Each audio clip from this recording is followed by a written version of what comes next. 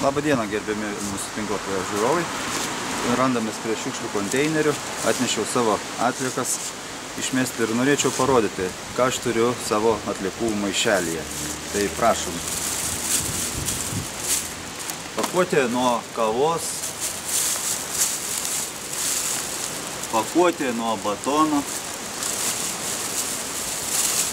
pakuotė nuo sviesto,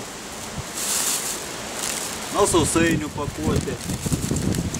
Čia vaikas mano sirgo neseniai, tai pakuotė nuo vaistų stiklinė. Bet šitų visų atliekų aš nerūšiuoju. Ir šiam reportaže norėčiau parodyti, kodėl aš to nedarau ir kodėl mums nesuteikia galimybės mūsų tarybos nariai daryti to, rūšiuoti atliekas. Todėl šias visas savo atliekas metu į bendrą konteinerį.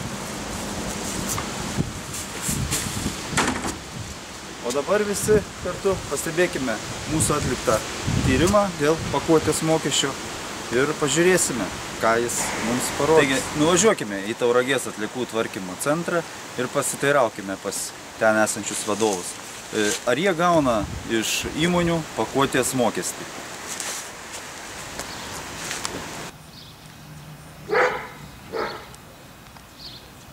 Kągi, užeikim Tauragės regiono atliekų tvarkymo centrą ir pasitraukim. Ką jie mano apie pakuotės mokestį? Tai vat norim užduoti jums porą klausimų. Aš jums siūlau užduoti raštu. Viskas. Dėl pakuotės mokesčio mes.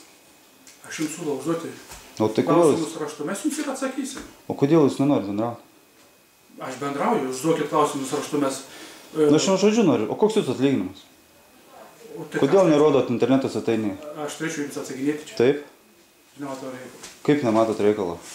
Yra. Jūsgi esat savivaldybių valdomo įmonėje darbuotojas. Aš esu savivaldybės gyventojas Pagėgių.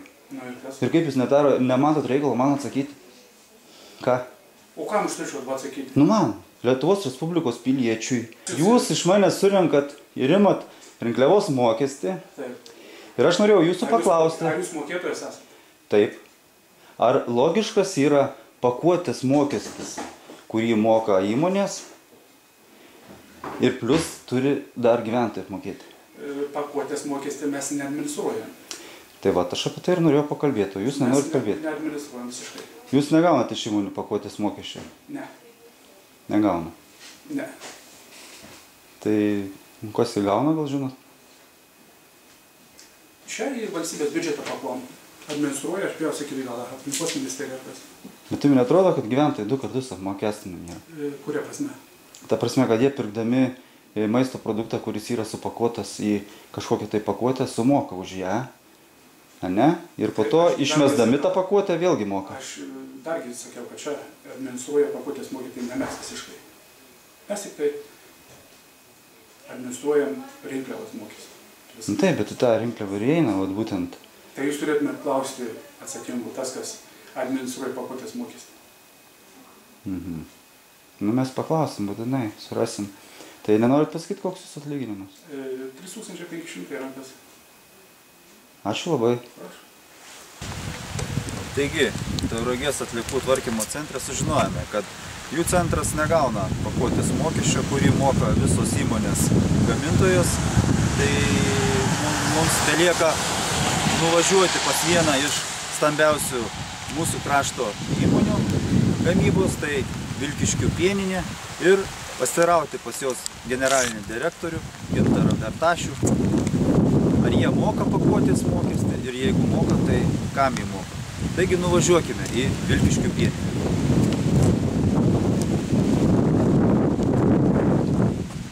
Labą dieną. Tai vat norim sužinoti, kaip čia yra su pakuotės mokesčiu. Žinom, kad įmonės praktiškai visos moka tą pakuotės mokestį, ką yra supakuojamas produktas. Ir jūs mokate jį? Taip, iš tikrųjų mes mokame, mūsų pareigoja įstatymai. Mes šiandien mokame pagal valstybė pareigoja tokį mokėjimą daryti, taip ir žaidžiama pagal tas žaidimo nustatytas taisyklės. O kam jūs jį mokate? Mes mokam žaliam taškui. Čia toks ekologinis metas surinkimas, kur perdirba tą mėsą. Taip, manau, kad jie perdirba. O gal galit mokesčių dydį nežinot kokį? Ne, iš tikrųjų aš neatsakysiu, bet kiek aš žinau, šita organizacija turi tam tikrus leidimus, tai yra ne vienintelė Lietuvoje, bet mūsų žmonės pasirinko būtent šią, matyt, tai yra jiem patogiau.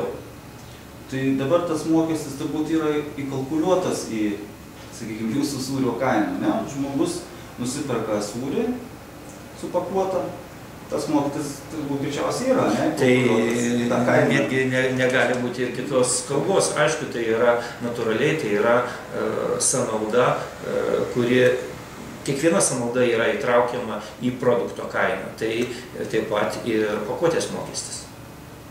Tai taip gaunasi, kad išmesdami pakuotę į konteinerį, gyventojai dar kartą susimoka už tą pakuotę.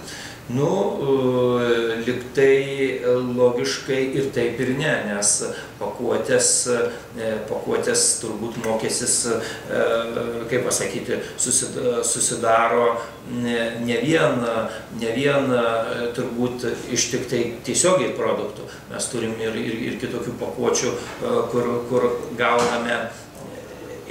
gauname, reiškia, ir savo, bet be abejo mes patys irgi mokam dar kartą ir savo priduodami pakuotės, nes taip pat ir vartotojas, be abejo.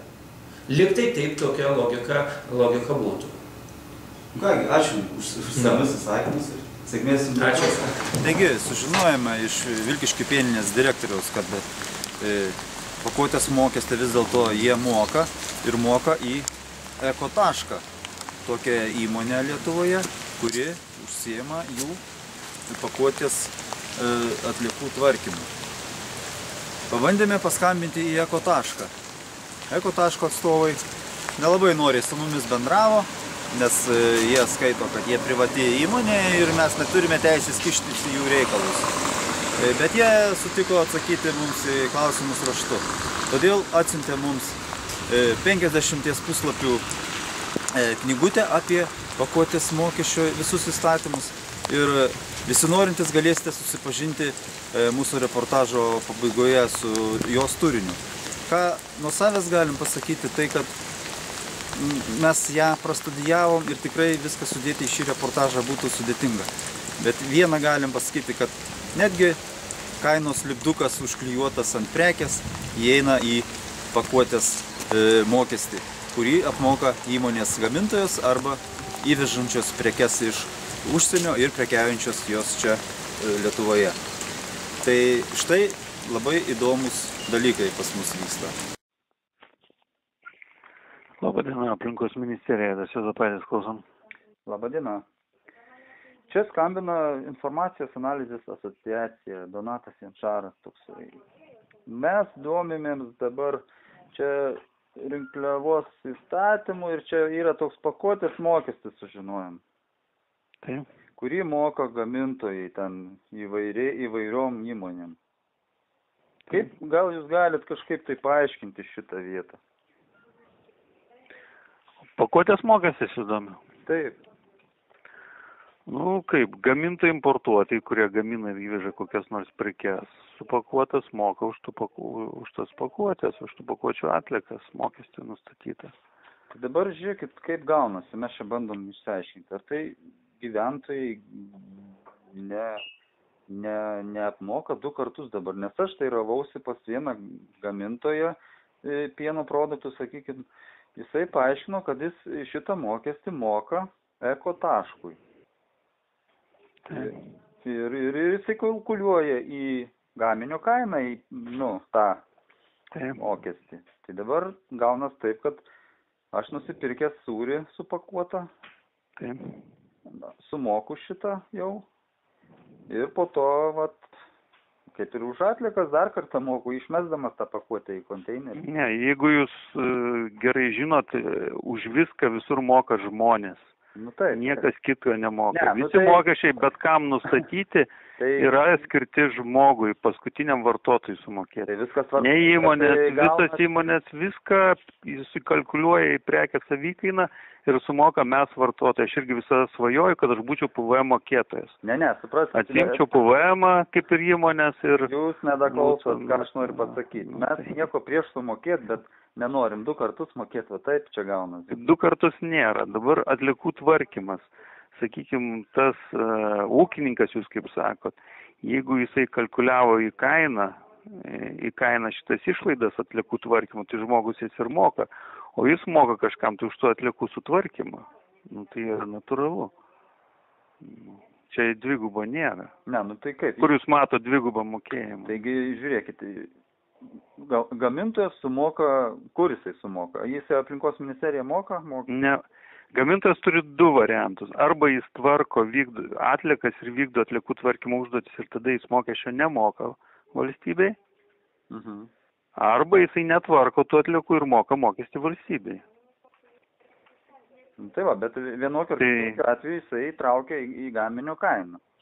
Nu tai taip, jisai pakuotės, Taip. kaip sakant, atliekas tai, kad jis įpakuoja, sakykime, tą gaminį ir įpakuodamas teršia tą gamtą, jis ir moka tą mokestį. Čia 2 mokėjimų tikrai nėra. Nu, bet tai aš po to, žiūrėkite, išsilupu dešreles ir celofaną išmetu į konteinerį. Ir vėl aš moku, nes yra rinkliava. Ne, tai jūs mokat už komunalinės, už antrinės žaliavas, pakuočių atlikas jūs nemokat. Užtat yra tie rūšiavimo konteineriai ir jeigu, tarkim, būtų atsiskaitimas normaliai organizuotas, kai kur, tarkim, yra, nes jūs mokat už komunalinio atliekų turinį atliekų išvežamą ir žmonės skatinami rūšiuoti. Kuo jūs daugiau išrūšiuos ir sumesit į antrinį žaliavų konteinerį, tuo rečiau užsipildys jūsų konteineris. Bet tai Kitas dalykas, rinkliava to nenumato. Dabar kaip yra mūsų atveju rinkliava. O kur čia yra? Čia Pagėgių savivaldybė, ne? Dabar priimtas įstatymas. Tai savivaldybės pačios nusistato, kaip tą daryti. Reiškia, mūsų tarybos nariai galėjo kitaip priimti kitokį būdą, ne? Atliekų. Nes, pavyzdžiui, apskaičiuoti, jūs įsivaizduojate, kaip apskaityti, tarkim, kiekvieną konteinerį, kiek ten tų atliekų šiaip turėtų sverti. Dar kažkaip tai gali. Nu, savivaldybės, aišku, nueina lengviausią kelią, nustatom visiems tarifą, moka ir viskas. Tai va, tai dabar tokiu atveju gaunasi 2 kartus, aš taip suprantu vis tiek. Nes aš, jeigu sumoku už tą pakuotę, aš sutinku, aš sumoku, viskas tvarkoja. Bet tai po to vėl aš ją išmetu ir vėl moku, kadangi ją išvežu. Dar kartą sakau, jeigu jūs metat į antrinių rūšiavimo konteinerius, jūs nemokat. Už šitų antrinių žaliavų konteinerių išvežimą gyventojai nemoka. Ne, bet mūsų atveju, kai rinkliava nustatyta, tai reiškia, aš moku. Ne, tai rinkliava jums už komunalinių atliekų sutvarkymą. Tai kas yra komunalinė atlieka tada? Nu, vat, bulves kūt atliko lūpenos, kaulus virėt, žuvis kūrą nudyrėt, išmetėte iš šiukšlių, morką skūt atliko, tai ir lieka. Dar viskas, ką. Tai čia įeina į biokomposto dėžes. Tai jeigu tokios yra, tai taip ir eis ir faktiškai niekas neturėtų ten įsimesti komunalinę atliekų. Tai va, tai tada... Elektronika atskirai surenkama, statybinės atliekos atskirai, sakykime, tai va taip turėtų būti.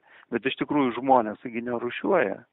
Nu, kai kas rūšiuoja, dalis nerūšiuoja. Taip, nerūšiuoja. Dalis nerūšiuoja, nu tai ką meta, užtat ir tie sąvartynai pildosi. Ir našta kliūna visiems. Ir našta visiems reikia mokėti, jeigu žmonės rūšiuotų. Taigi nereikėtų, už tai būtų pigiai, reikėtų tą konteinerį ten, jūs sako, dar jeigu žmonės į tą biodegraduoja, tą, sakykime, maisto atliekų kažkur tai kompostuotų, tai iš vis ten retai reikėtų išvežti, ten pigiai kainuotų. Ja, bet taip nėra, žinot, lengviausiai viską meta bendra. Ir viskas, o tos kiekius, už išvežtus kiekius, viską reikia mokėti.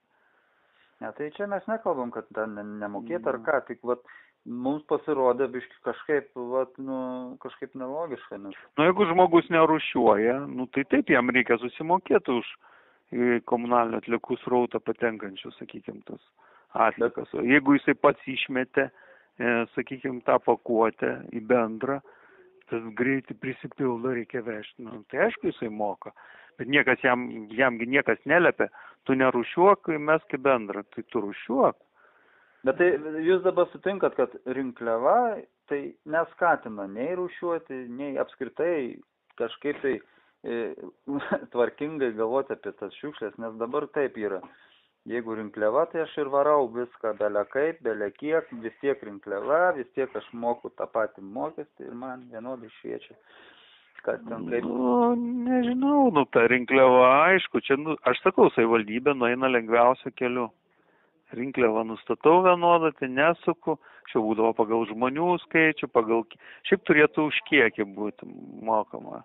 Nu, taip, bet jeigu daugiabučiai yra, neaišku, kas įmeti, iš viso nėra tos kontrolės. Jeigu būtų normali, tu, sakykime, kaip sakau, prie kiekvieno konteinerio aikštelės turėtų po savo bomžą priskirti ir jam mokėti, kad jis žiūrėtų, kas meta, kur meta, išrūšiuota, neišrūšiuota.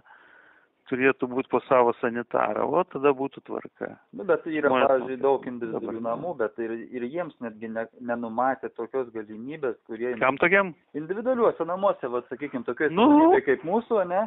Dauguma namų yra individualūs. Ir jiems vis tiek nenumatė galimybės. Tai čia blogai, aišku, turėtų, pavyzdžiui, čia kaip su telefonais mobiliais, turėtų būti planai, tarkim. Ar tu iki 100, pavyzdžiui, kilogramų šaliniai kas mėnesį, sakykime, ar iki 200 ir tam tikros žirklės, tam tikri mokesčiai. Ir jeigu tu matai, kad tu, tarkim, iki 100 meti tu pasirinki tą planą, tą mokestį ir moki, tau 2 kartus ten, ar kiek ten į mėnesį išveža, bet tu negali viršyti to, sakykime, to kiekio. Jeigu tu daugiau tų atliekų turi, patenki į kitą planą, imi didesnių tarifų, tai čia yra fantazijos, čia gali, aš sukurti, bet, eina lengviausiu keliu. Aišku, turėtų mokėti, idealiausia yra, kad turėtų mokė už tą kiekį, kurį iš tavęs paima. Tik, aišku, problema su apskaita yra, kad, tarkim, individualiuose namuose faktiškai turėtų būti, privažiavo konteinerį, turi pasverti, išpylę ir viskas, ir tada tiek mokė. Bet čia viskas susiję jau tada su finansais, kiek visą tai kainuoja, tokios kaip sakant, sistemos, kur ir pasveria, ir nors įmanoma, aišku, viską daryti, bet aišku, čia reikia, kad savivaldybės turėtų norinčių tai padaryti ten žmonių. Supratom. Tai sakykit dar kartą, tai gamintojai turi galimybės mokėti tą pakuotės mokestį 2 būdais. Arba... Gamintojai, sakykim taip, gamintojai moka mokestį, jeigu nesirūpina atliekų tvarkymo, nes jiems nustatyta pareiga mokėti. Taip. Jie moka, vykdo apskaitą, pildo deklaraciją ir moka mokestį.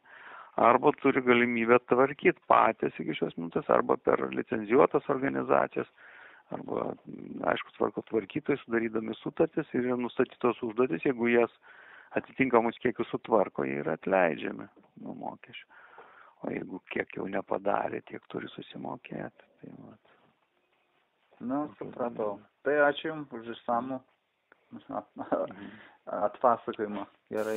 Kągi, šiuo reportažu neturėjome galimybę apriepti visų peripetijų susijusių su pakuotės mokesčiu.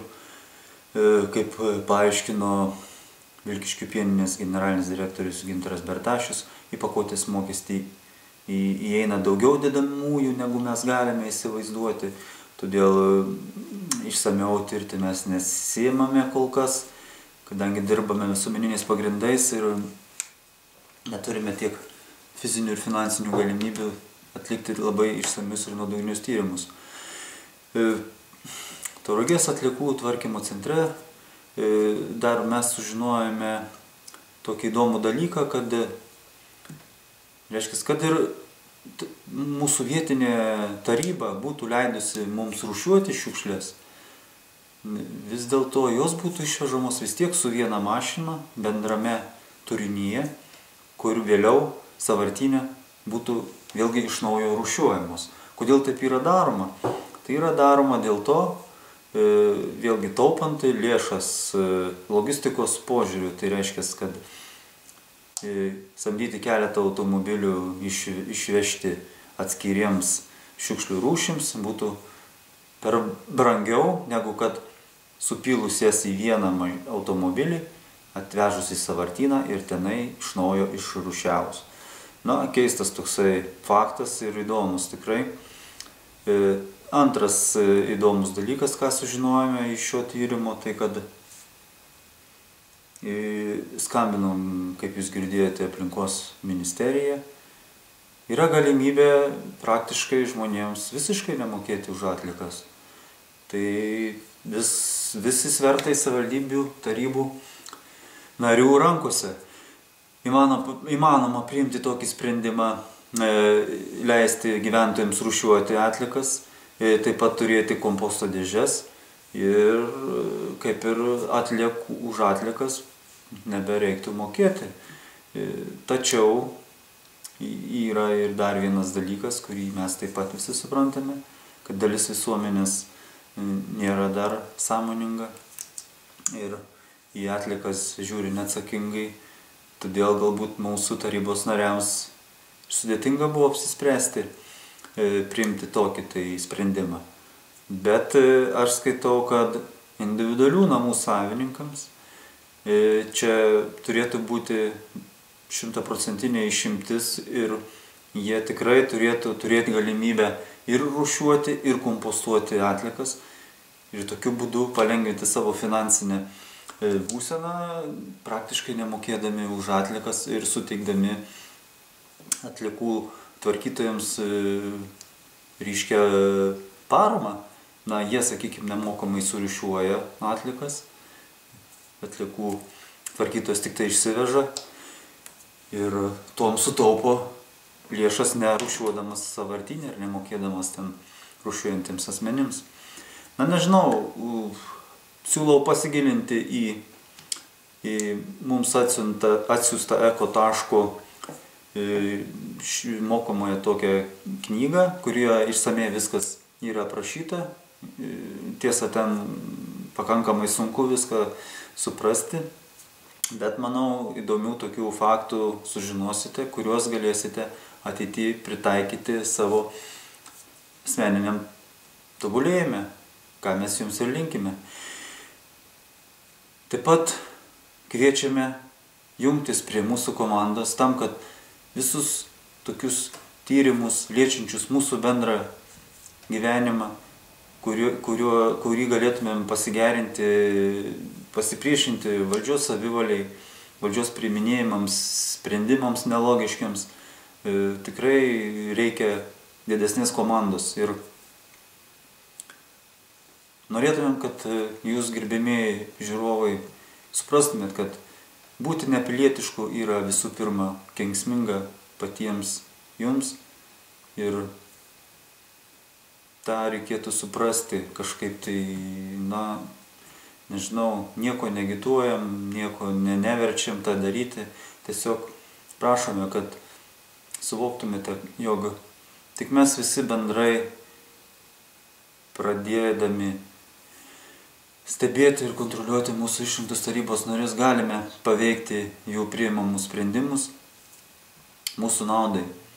Dabargi konkrečiai šiame priimtame sprendime rinkliavos atliekų mes išvelgėme korupcinius sprendimus susijusius su kai kurių grupuočių asmeniniais interesais ir tai visiškai neatspindi gyventojų lūkesčius. Tai šiuo konkrečiu atveju tai mes manome, kad Pagėgių savivaldybė rinkliava buvo sugalvota tam, mainais už sukurtą darbo vietą Tauragės atliekų tvarkymo centre vienam iš politikų.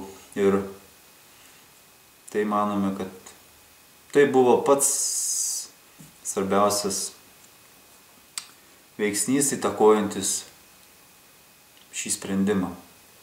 Ačiū.